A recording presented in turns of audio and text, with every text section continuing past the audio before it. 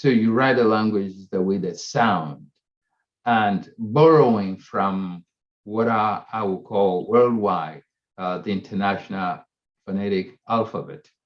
Because using the international phonetic alphabet, you can transcribe any language at all. But then you still borrowing from the Roman alphabet.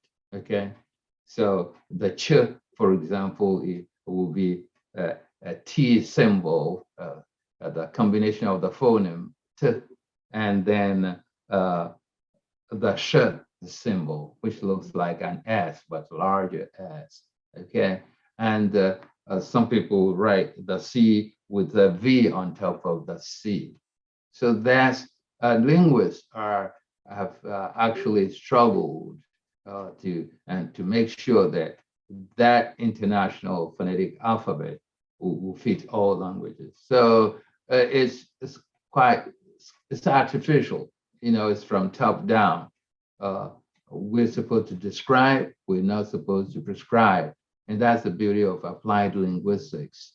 But those who prescribe are those who actually believe it should come from the top.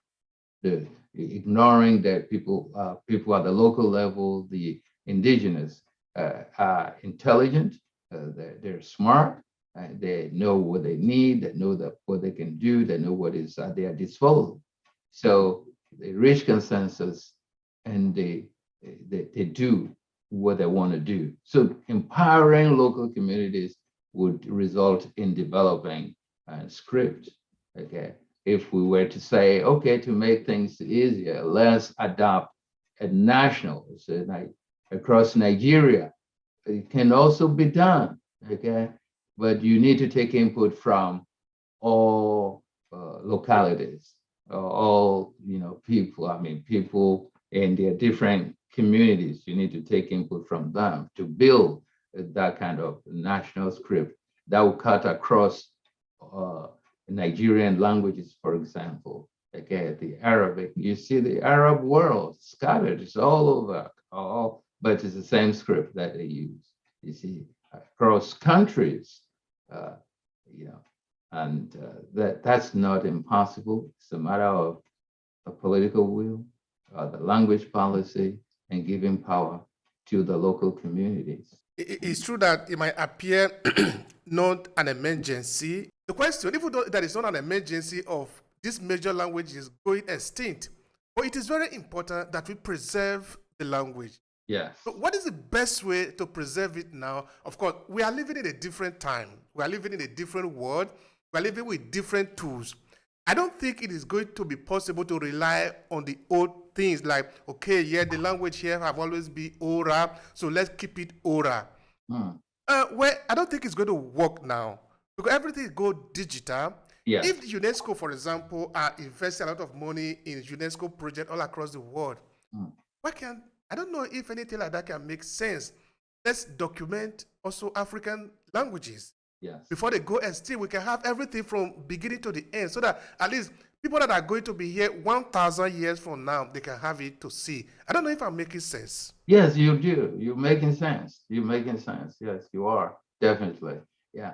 And what I can say is that people think it's not urgent, but the urgency is there.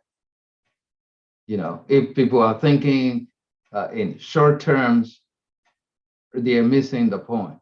We got to be thinking long terms. And when you think in long terms, you start today. If you really want to be successful, you don't wait till the opportunity crosses your path. You got to be preparing, right?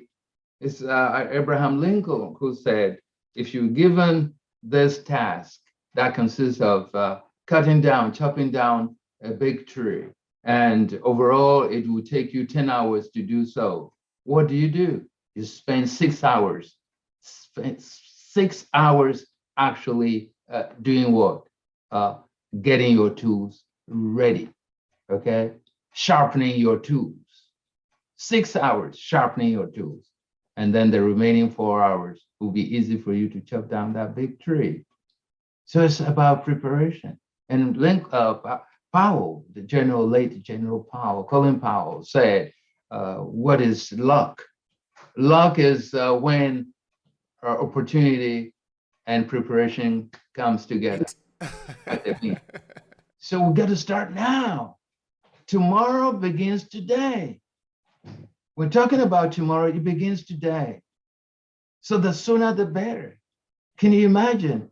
I left high school and started university in the early 70s, and things haven't changed. And I've been talking about, how can we introduce our languages into the education system? At least make it like an option. Yes, we're forced to learn Greek, we're forced to learn Latin, we're forced to learn English if we're a Francophone country, predominantly French. And later on, at a different stage, they introduce a Spanish. They say you can choose either Spanish or German. And nowadays, maybe it's Chinese and Russian. And at no point have they thought of saying, okay, the Yoruba, if the school is in a predominantly Yoruba area, you have that option instead of choosing between Spanish and German. What have we gained from learning the German and the Spanish? What have so that we can go there to work there. and did you listen to Marine Le Pen about their immigration policy? Even Macron about the immigration policy. You know how many people have died in the sea, trying to cross over to Spain or to Europe from Africa, leaving their own wealth and resources behind because they're not properly managed, because they're actually, in the hands of the outside world, of those powers, foreign powers. You see, seriously, it's critical that we start now.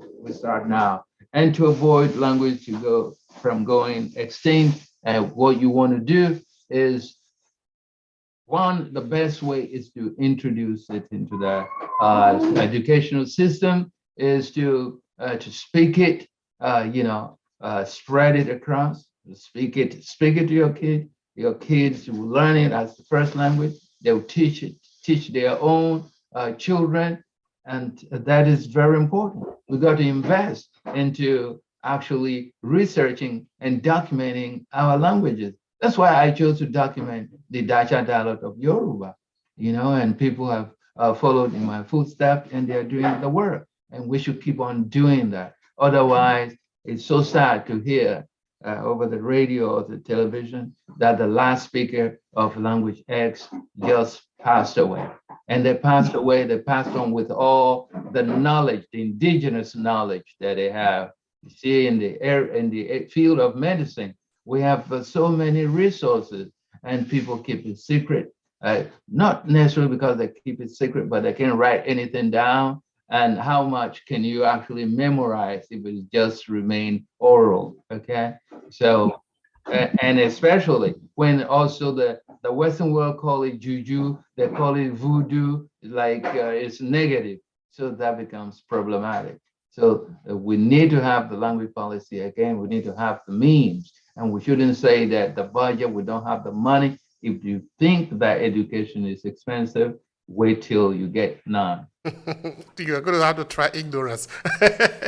You see, now that is another important question that probably we are going to have to discuss another time, which is how to do with voodoo, no? Yeah. Yeah, because we are trying to read our reality through the lens of another person. Yeah. This is wrong. It's wrong. That is correct. You see, the word religion in Latin means reconnect. It's like a kind of reconnection. Reconnection to what? To whoever you believe created you. So religion per se is not in the beginning means nothing really, because that's man-made. What is real and undeniable is spirituality, and the African people are spiritual people. They believe in a supreme being, in a creator. There's no African language that does not have the equivalent, the word for God.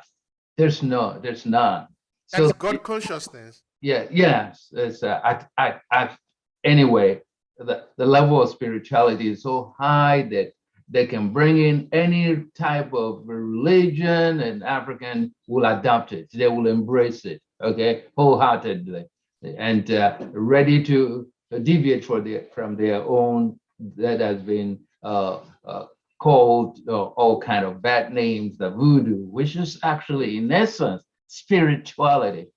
But the Western culture sees it as the demon, as the devil, because they don't understand it. Okay, can you imagine? Can you imagine? It is through that voodoo that we come up with medicine that are actually effective, right? And of course, there's no culture that doesn't have its ups and downs. There's no invention that doesn't have advantages and at the same time disadvantages. The Western world created the guns, okay? They created their own gun, they manufactured it. Originally, it wasn't to kill people. It was for hunting, it's for protecting from because they were living, not naturally in urban areas. There were no cities, okay? So you had to defend yourself, protect yourself. And later on, as people evolved, we ourselves started acting like those dangerous animals. So people start protecting their lives with guns and then wars and rivalries, etc. So gun wasn't manufactured to kill people, but nowadays we do that. Voodoo was not there for humanity, to destroy humanity. It was to better interpret humanity and solve problems, human problems. That's what it is. So you have those so-called witch doctor. Can you imagine? Witchcraft is seen as negativity, right?